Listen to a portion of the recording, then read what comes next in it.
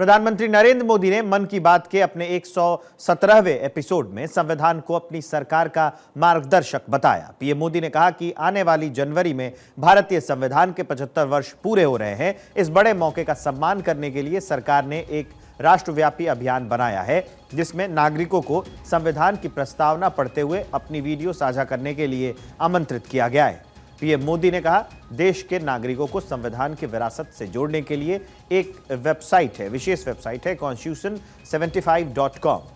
आप संविधान को अपनी अपनी भाषाओं में यहां पर पढ़ सकते हैं। इससे संबंधित प्रश्न भी पूछ सकते हैं। 2025 में 26 जनवरी को हमारे संविधान को लागू हुए 75 वर्ष होने जा रहे हैं। हम सभी के लिए बहुत गौरव की बात है। हमारे संविधान निर्माताओं ने हमें जो संविधान सौंपा है, वो समय की हर कसौटी पर खरा उतरा है। संविधान हमारे लिए गाइडिंग लाइट है, हमारा मार्गदर्शक है। ये भारत का संविधान ही है जिसकी वजह से मैं आज यहां हूं, आपसे बात कर पा रहा हूं। इस साल 26 नवंबर को संविधान दिवस से एक साल तक चलने वाली कई एक्टिविटीज शुरू हुई हैं।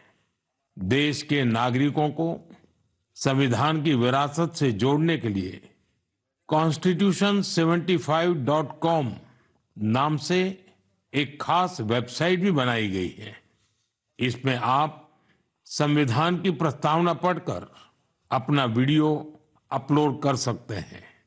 अलग अलग भाषाओं में संविधान पढ़ सकते हैं।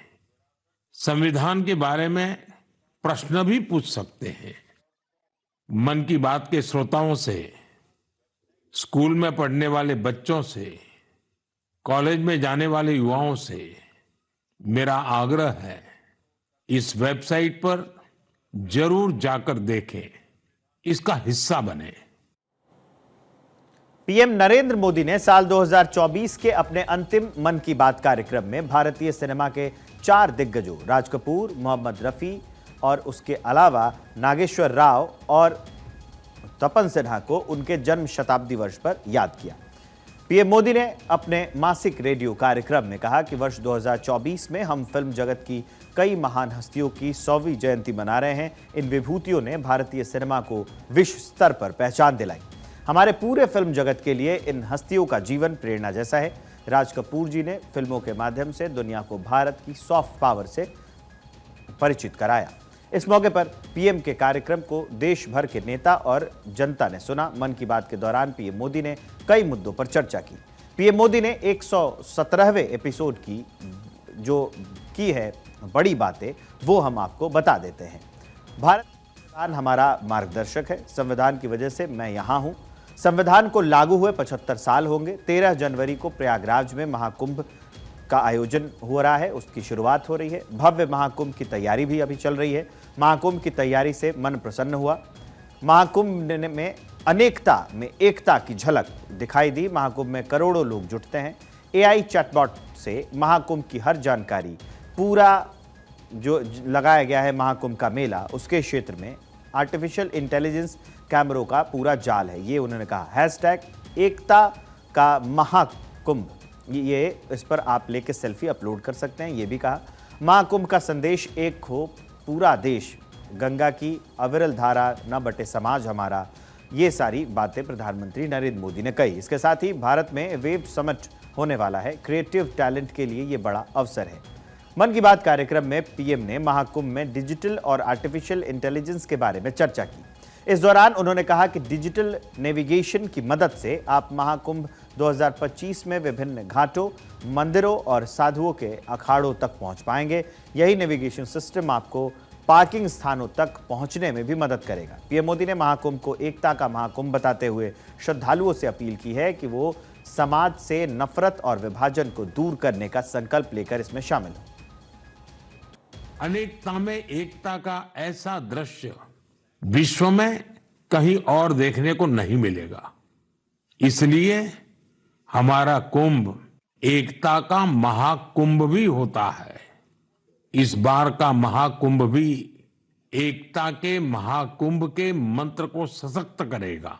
इस बार प्रयागराज में देश और दुनिया के श्रद्धालु डिजिटल महाकुंभ के भी साक्षी बनेंगे। डिजिटल नेविगेशन की मदद से आपको अलग अलग घाट, मंदिर, साधुओं के अखाड़ों तक पहुंचने का रास्ता मिलेगा।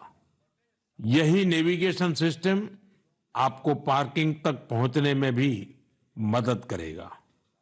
पहली बार कुंभ आयोजन में एआई चैटबॉट का प्रयोग होगा। एआई चैटबॉट के माध्यम से 11 भारतीय भाषाओं में कुंभ से जुड़ी हर तरह की जानकारी हासिल की जा सकेगी। पूरा मेला क्षेत्र को एआई पावर्ड कैमरा से कवर किया जा रहा है।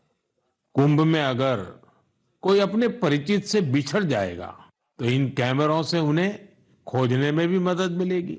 श्रद्धालुओं को digital lost and found centre की सुविधा भी मिलेगी। श्रद्धालुओं को मोबाइल पर गवर्नमेंट अप्रूव टूर पैकेजेस, ठहरने की जगह और होम स्टे के बारे में भी जानकारी दी जाएगी। पीएम मोदी ने कहा, जब हम $5 ट्रिलियन की अर्थव्यवस्था की ओर बढ़ रहे हैं तो हमारी क्रिएटर इकोनॉमी एक नई ऊर्जा ला रही है। मैं भारत के एंटरटेनमेंट और क्रिएटिव इंडस्ट्री से आग्रह करूंगा कि आप वेब्स शिखर सम्मेलन का हिस्सा जरूर बने।